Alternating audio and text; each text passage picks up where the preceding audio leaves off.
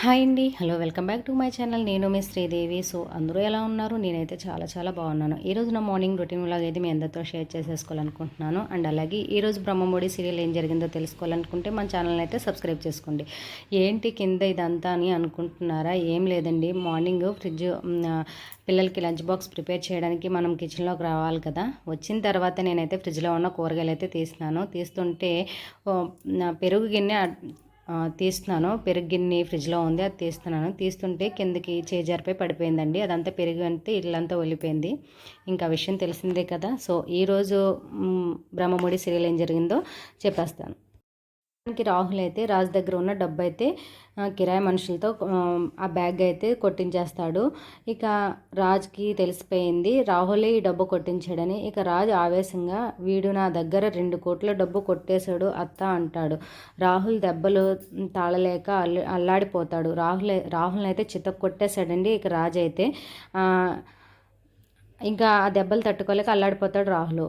ఇక ఇంట్లో వాళ్ళంతా రాహుల్ని తలో మాట అంటుంటే రుద్రాణి అడ్డుపడి, ఏమంటున్నావు రాజ్, నీ దగ్గర చిల్లి గవ్వ కూడా లేదు అని అన్నావుగా, చెప్పి ఇంట్లోంచి వెళ్ళి ఏది నిజం? నీ దగ్గర డబ్బులు లేకపోవడమా, రాహుల్ ఉన్న డబ్బుని కొట్టేయడమా అని నిలదీస్తుంది తెలివిగా. అంత రుద్రాణి పాయింట్ పట్టుకొని ఈసారి రాజ్ని ఏది నిజం రాజ్ అంటారు. మళ్ళీ మొదలైంది రాజ్ ఇంట్లో పంచాయతీ. రుద్రాణి నిలదీయడంతో పాటు ఇంట్లో అంతా రాజుని నిలదీయడం మొదలు పెడతాడు. డబ్బు ఉందా, ఆ డబ్బుని వీడు కొట్టేశాడా అంటూ రాజు చివరికి అందరి ప్రశ్నలు తీరిగ్గా విని, ఉంది మరి, ఇందాక నాకు 2 కోట్లు ఇవ్వకపోతే చంపేస్తారు ఆ షేర్ మార్కెట్ వాళ్ళు, అంటే చిల్లి గవ్వ కూడా లేదు అని అబద్ధం చెప్పేవెందుకు, అంటే వాళ్ళు నన్ను చంపేస్తుంటే వేడుక చూద్దాం అనుకున్నావురా నువ్వు నీ భార్య అంటూ తెలివిగా అడుగుతుంది ఆవేశంగా రుద్రాణి. అప్పుడే మన హీరో కళావతి గుమ్మం దగ్గరకు వచ్చేస్తుంది. ఇక వీళ్ళేనా మిమ్మల్ని చంపేస్తాను అని బెదిరించిన వాళ్ళు అంటూ వెనకే ఆ 2 దొంగ రౌడీల్ని తీసుకొని ఎంట్రీ ఇస్తుంది కళావతి లోపలికి. ఆ దొంగ రౌడీలే రుద్రాణి మనుషులు. 2 కోట్లు ఇవ్వకపోతే షేర్ మార్కెట్లో వచ్చిన నష్టానికి రుద్రాణిని చంపేస్తాం అని హడావిడి చేసిన వాళ్ళు. కళావతి ఎంట్రీకి రుద్రాణికి రాహుల్కి కూడా షాక్ అవుతారు. ఇక మన కళావతి కోపంగా ముఖం పెట్టి అడిగేసి ప్రశ్నలు ఆ పెద్ద పెద్ద రౌడీలను నిలబెట్టేసి, నిజం చెప్తే తీరు గురించి ప్రత్యేకంగా చెప్పాల్సిన పని లేదు. ఇక మొత్తానికి కళావతి ఆ దొంగ రౌడీలతో రుద్రాణి గారు నాటకం ఆడిస్తే నటించాం అనే మాట చెప్పింది వాళ్ళను పంపేస్తుంది. ఇక అన్ని వేళ రుద్రాణి వైపు తిరుగుతారు. అన్ని నోళ్ళు గడ్డి పెట్టి పనిలో పని పడతాయి. అప్పుడు రుద్రాణి విని దొరికేసేరా స్వామి అనుకునే సమయానికి సరిగ్గా రివర్స్ అయిపోతుంది.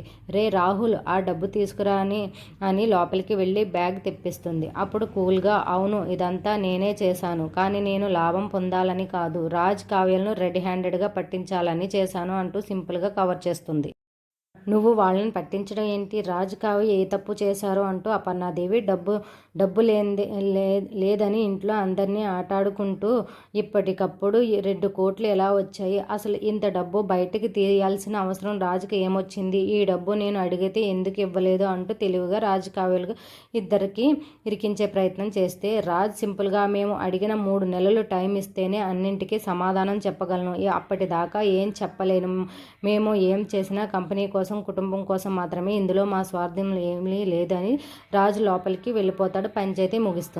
ఇంకా అక్కడి నుంచి రోజులైతే వేగంగా గడిచిపోతాయి. స్వప్నకైతే డెలివరీ, స్వప్నకి నెలలు నిండుతాయి. కమింగ్ ఆఫ్లో స్వప్నకు నొప్పులు రావడం, పాప పుట్టి తిరిగి ఇంటికి అడుగు పెట్టడం చూపిస్తారు. ఆ వెంటనే సీతారామయ్య కళ్ళు తెరచాడని డాక్టర్ కాల్ చేసి చెప్తాడు. వెంటనే అక్కడికి వెళ్ళడం, సీతారామయ్య కళ్ళు తెరవడం చూపించారు.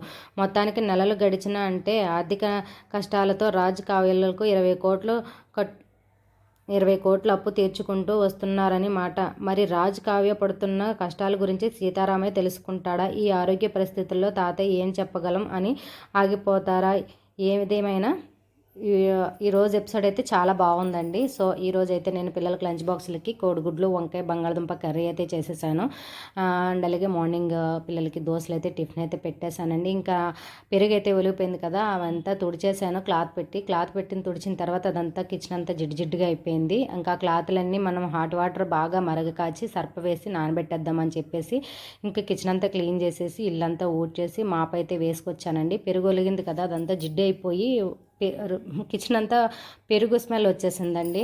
సో ఇంకా క్లాతులు వదలాలంటే మనం ఇలా హాట్ వాటర్లో కొంచెం సర్ఫ్ అనేది కొంచెం ఎక్కువ వేసేసి బాగా మసలు కాగితే మనకి ఈ క్లాతులు అనేవి నీట్గా వదిలిపోతాయి కదా. సో చెయ్యి పెట్టకుండా నేను కర్రతో కలుపుతున్నానండి. బాగా మసలు కాగిన వాటర్ కదా, ఇంక ఈ క్లాతులన్నీ నేను ఆ హాట్ వాటర్లో వేసి నానబెట్టేసుకున్నానండి. ఇవన్నీ నానబెట్టిన తర్వాత ఇంకా కిచెన్లో పని అయితే అయిపోయింది. నేనైతే మళ్ళీ ఫ్రెష్ అయ్యి వచ్చి అప్పుడు బ్రేక్ఫాస్ట్ నేను కూడా చేసేసిన తర్వాత ఇంకా ఇంట్లో నిన్న ఉతికిన నాకు పీరియడ్స్ టైం కదా, సో 2 డేస్ నుంచి బట్టలు అయితే అలానే ఉన్నాయండి. చాలా బట్టలు అయితే ఉండిపోయినాయి, మడతలేయవలసినవి. ఇవన్నీ మడతలేసేసి ఎక్కడెక్కడ సర్దేసి మళ్ళీ వాషింగ్ మిషన్లో బట్టలు అయితే వేసేసాను.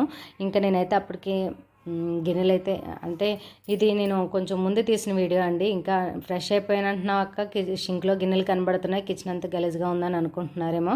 ఫస్ట్ తీసాను, లాస్ట్లో అప్లోడ్ చేస్తున్నాను ఇది. సో వీడియో నచ్చితే ఒక లైక్ అయితే ఇవ్వండి ఫ్రెండ్స్. అండ్ అలాగే మరిన్ని మంచి వీడియోస్తో మళ్ళీ మీ ముందుకు వస్తాను.